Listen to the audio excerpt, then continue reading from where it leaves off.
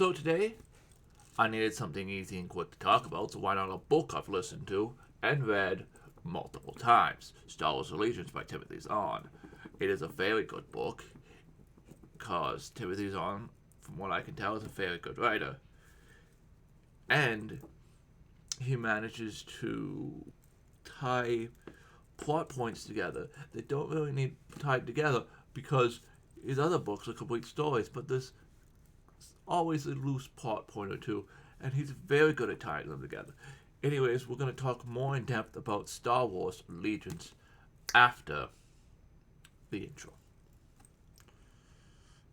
Welcome, heroes and villains, to Fjook Enterprises YouTube channel. Take a moment, relax, stop your bickering, and just enjoy the show. So, Star Wars Allegiance has, as you can see, Mara Jade is in the book, and it's called Star Wars Allegiance.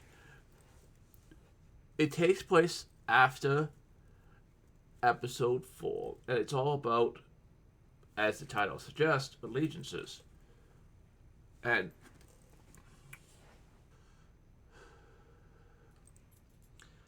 I don't know where to start.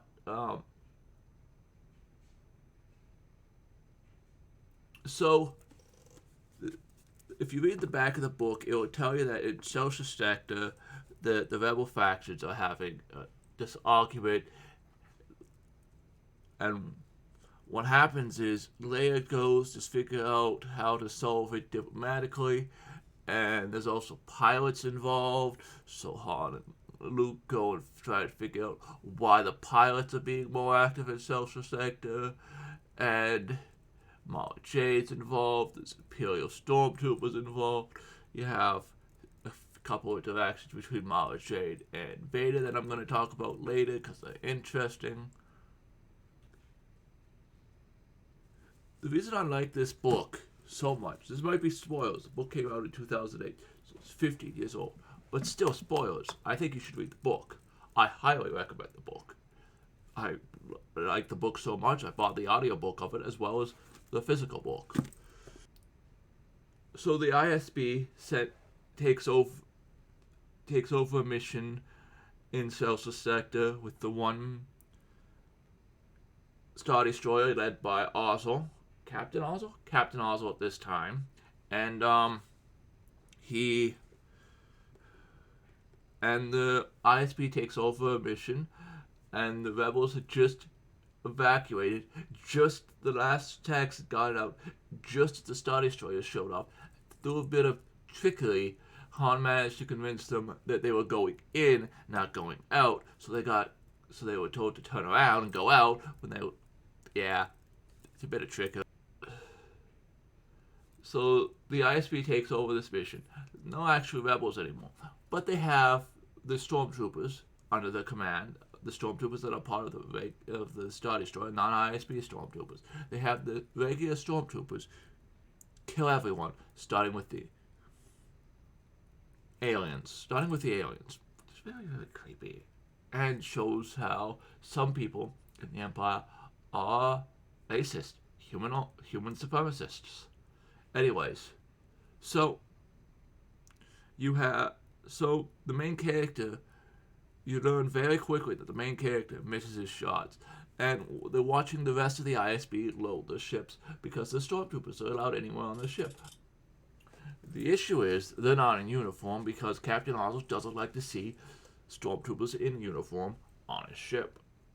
So he has a deal with the commanding officer of the stormtroopers so that they're not stuck in the barracks when they're off duty.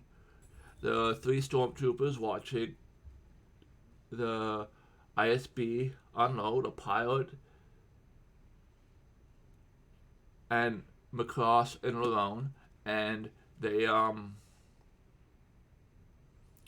commanding officer of the ISB interrogates them. Fake threatens to kill Lalone, and when Lalone stormtrooper instincts kicks in and he disarms them, he tries to kill him for real, and in that struggle, Lalone kills the ISB officer. Doing this, two other stormtroopers show up. So there is Lavone, Black, Darkwa. There's 5. Lavone, Macross, Sniper, Scout, Other. Sniper, there's Scout, there's the pilot, Lavone, Macross. So they take one of the ISB ships, convince the people to drop out of hyperspace and let them out and escape that way. And it shows that they agree with the vision they signed up with. They don't agree with the actuality of what the Empire is. It shows that this book also shows how Mara Jade agrees with the vision that the Emperor presented her as she raised her. And how you can be told how different people apply allegiances to different things. Even under the same banner, people can have different allegiances to different things. Like, you have the stormtroopers who believe that their job is to protect the citizens of the Empire no matter what. So there's probably other stormtroopers who think the same, but can't because they don't have the luck that these 5 did to become the Hand of Judgment. Great name in my opinion. So this Hand of Judgment steals a Swan Tech, which is highly upgraded, lots of money, and has basically an arsenal of stormtrooper gear in it. Weapons, armor, including a vac suit, which was probably useful in an adventure that we didn't see. Go around and help people out.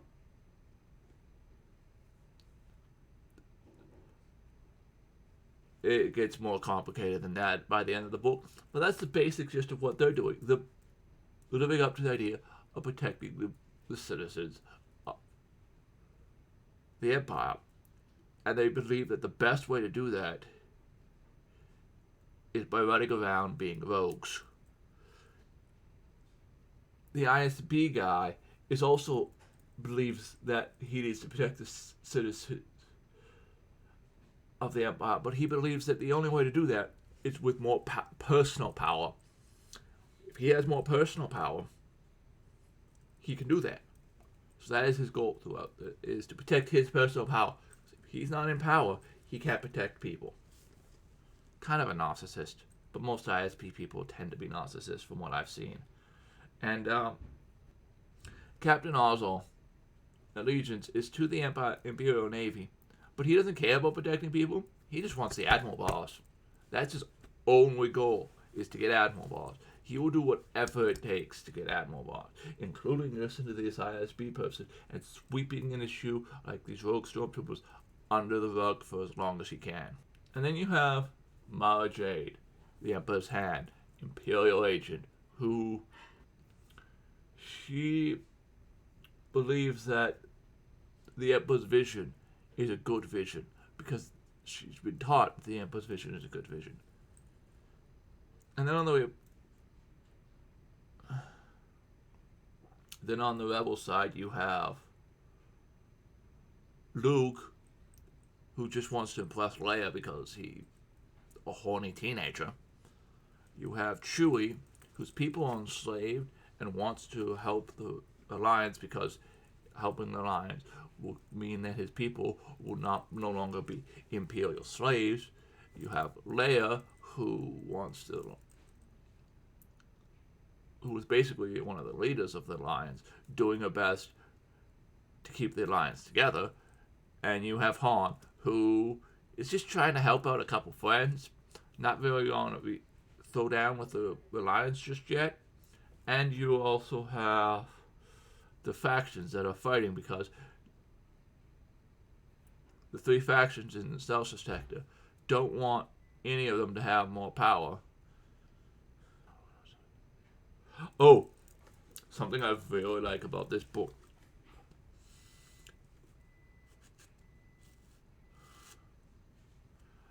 The 3 interactions between Mara Jade and Darth Vader in this book.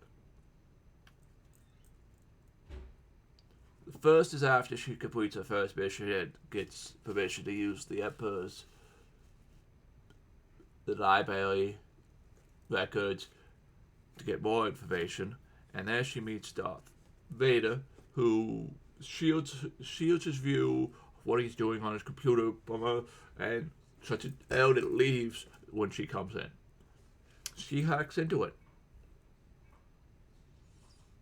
and sees he's looking up the name Anakin Skywalker. Later on, you have Mara Jade interact with Darth Vader as he's basically locked down a planet hunting for, and she's hunting for someone, and she learns that his exact words for her is, "She is my key to finding him." And when she finds out that he's after Leia Organa, she thinks he's after her because she escaped him. Because he's obsessed with Leia Organa. She misses the key context of to find him, who she learned earlier due to backdooring into the computer that he was on, that the name Anakin Skywalker. She has all the clues. She just can't put them together. Timothy Zahn is very good at that. Timothy Zahn, a lot of times, people will come to the wrong conclusion with the right information, the right clue with the right answer with the wrong information, and then when they get a bit more information, don't believe that right answer anymore.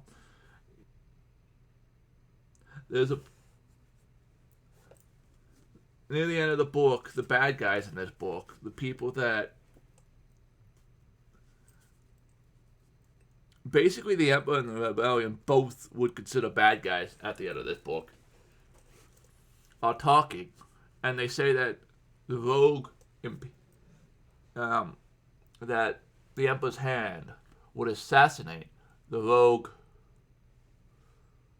stormtrooper if she found them. When at that point, we as the audience know they're working together. They have all the information about the Emperor's head, they have all the information about the Hand of Judgment, but they don't realize where their allegiances actually fall and what they actually think. They think like the bad guys think that the Emperor's hand thinks like a typical Imperial agent, because a typical Imperial agent would have killed the Hand of Judgment, and that would be the end of it. But the Emperor's hand isn't a typical Imperial agent. Her allegiances are more to the vision. That's it. The Emperor's hand's allegiance is to the vision. The Hand of Judgment's allegiance is to the goal of the stated goal of the Empire. Mara Jade's allegiance is to the vision of the Empire. Ozzo's allegiance is to himself. The ISB allegiance is to the practicality, the reality of the Empire, what the Empire actually is. And the same works for the good guys, how they have different types of allegiances. The book is about everyone's allegiances and what it means. It's a very good book. If you haven't read it, I highly think you should.